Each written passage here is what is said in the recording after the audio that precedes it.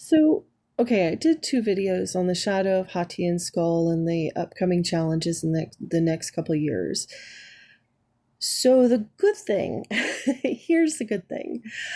The good thing is if you can keep your center, keep your ancestral practices, keep your nobility and honor intact throughout the challenges that are going to come your way.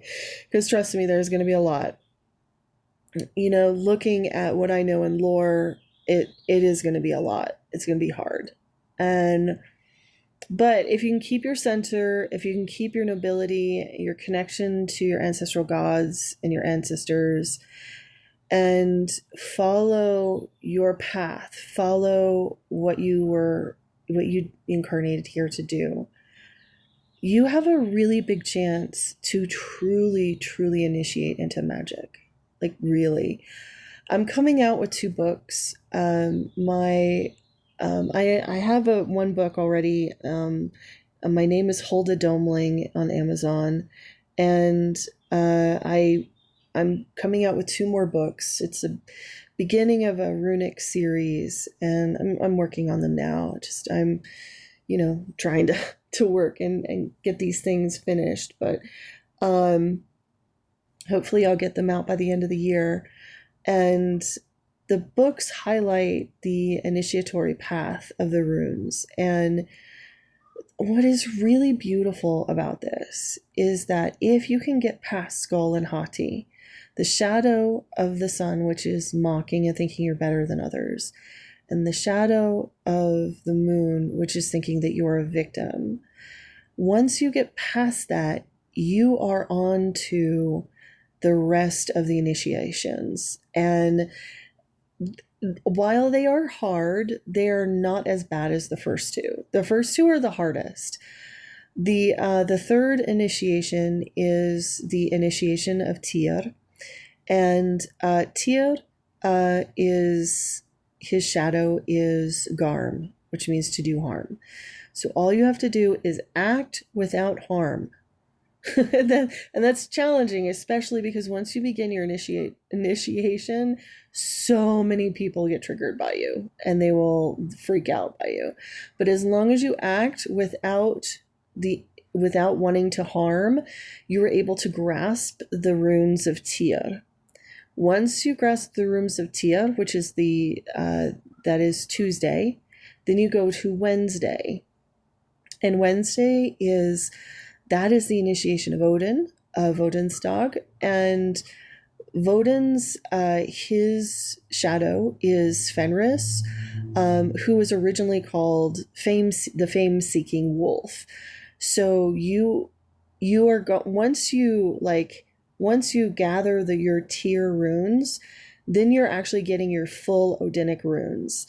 But the scariest part of that is that you will have to face your addiction to fame and your addiction to being just being approved by the community. And because what will end up happening is, and this is what happened to me, is I got a lot of fame in the healing community. And as you gather that fame, that you end up you end up getting a lot of enemies who want to bring you down and discredit you, and so you might lose it, and that creates Fenris the wolf, and you have to let go of your desire for fame and continue on your initiation because you still have three more. You still have three more. So the next one is Thorstag. So that is the initiation of Thor, to get your Thor runes. And once you hit Thorstag, you cannot complain. This is the hardest one. I'm still struggling with Thrym. So Thrym the giant is the enemy of Thor, who steals his hammer.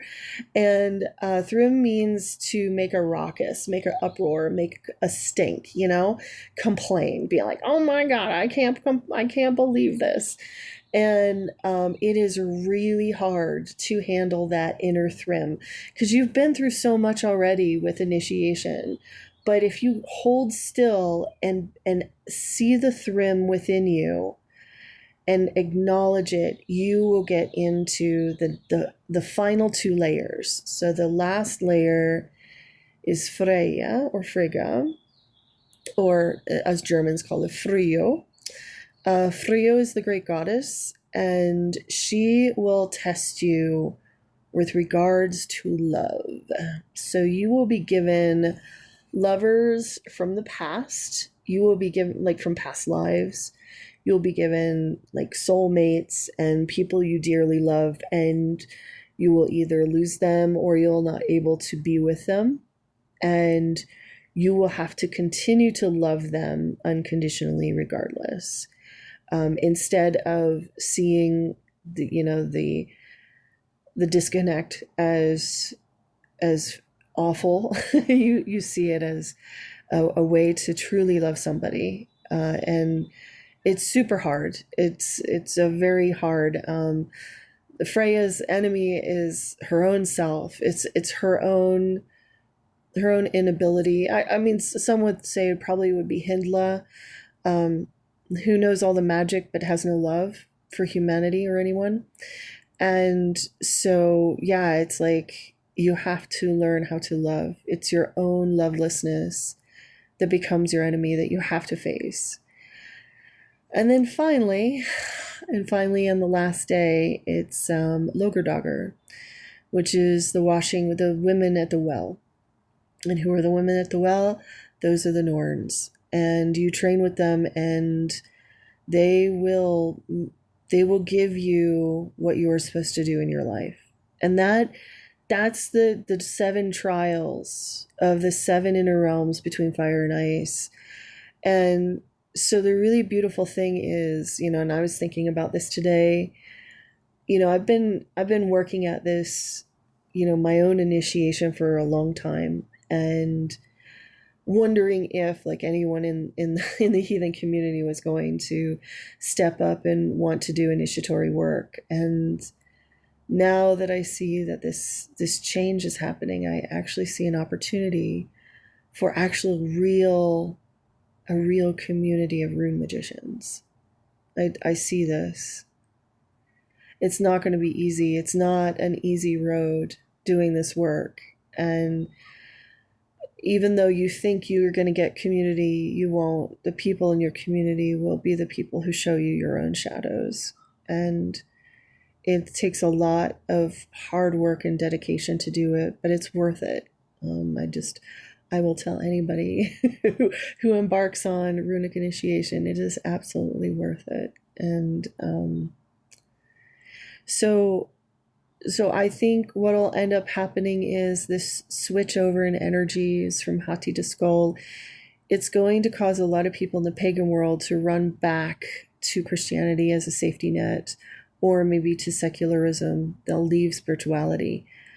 But for some, it will be the very catalyst to spark them onto an incredible path of initiation into deeper magics.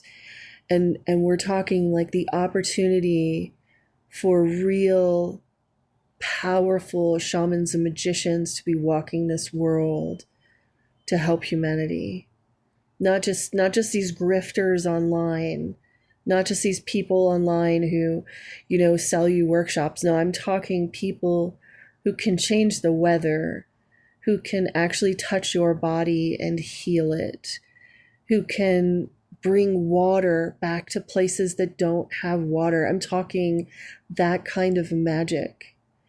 And the more there are of us, the more magic flows into the world. It's like a trickle effect. And we have gone several thousand years of where magic was looked down upon. So I think it's very possible this might actually be the beginning of the era of magic. So I hope all this makes sense. I mean, I'm writing about it, but I just wanted to explain some of the energies and really get yourself a copy of the Havamal. It is absolutely essential if you're a heathen, if you're drawn to Norse, gods, and that's your ancestry. grab a copy, just embody the wisdom there. And good luck.